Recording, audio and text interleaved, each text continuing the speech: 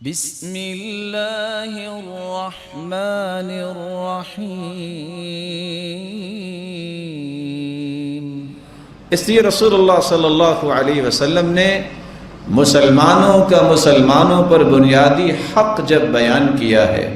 تو فرمایا للمسلم علی المسلم ست،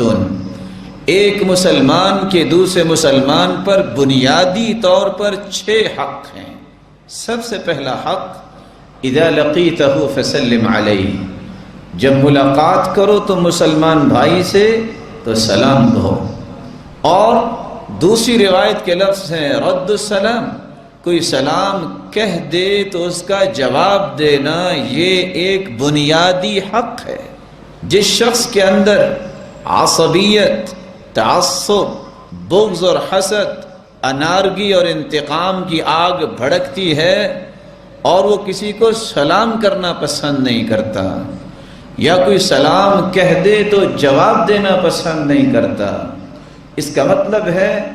وہ دین کی بنیادوں کو بھی نہیں سمجھتا، چاہے جائے کہ وہ دین کی نصیحت کرنے والا بن جائے۔ تو سب سے پہلا حق یہ ہے سلام کہا جائے۔ رسول اللہ صلی اللہ علیہ وسلم نے فرمایا وَإِذَا دَعَاكَ فَأَجِبْهُ، جب تمہیں کوئی دعوت دے تو اس کی دعوت کو قبول کرو۔ یہ بنیادی حق ہے، ایک نہیں 10 اور 20 خاندان جب کسی کا خوشی کا موقع ہوتا ہے اس وقت ناراضگی کا اظہار کر کے اپنے آپ کو ان بنیادی حقوق سے پیچھے کر دیتے ہیں۔ آج میں آپ کی خوشی میں نہیں آؤں گا، کیوں نہیں آؤں گا؟ کسی دینی غرض سے نہیں، ذاتی غرض سے۔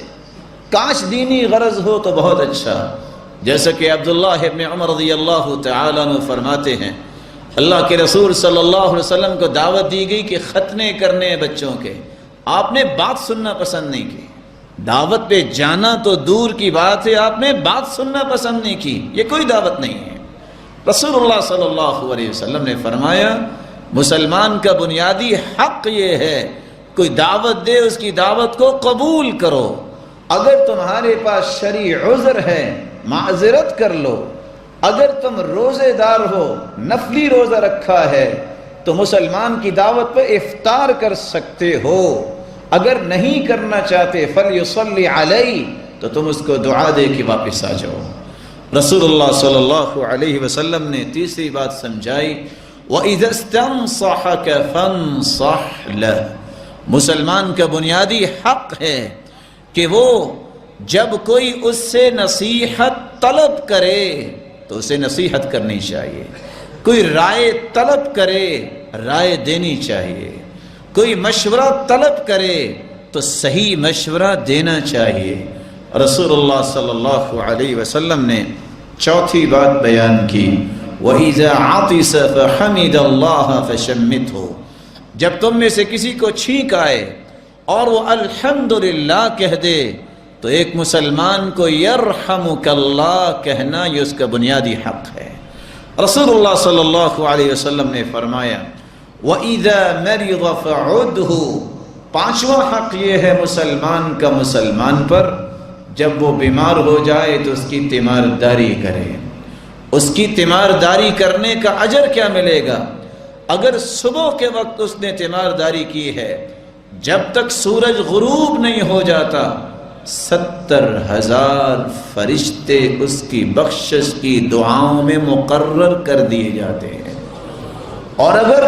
سورج غروب ہونے کے بعد وہ عیادت کرنے جاتا ہے لم یزل فی خرفۃ الجنہ، جب تک وہ مریض کے پاس رہتا ہے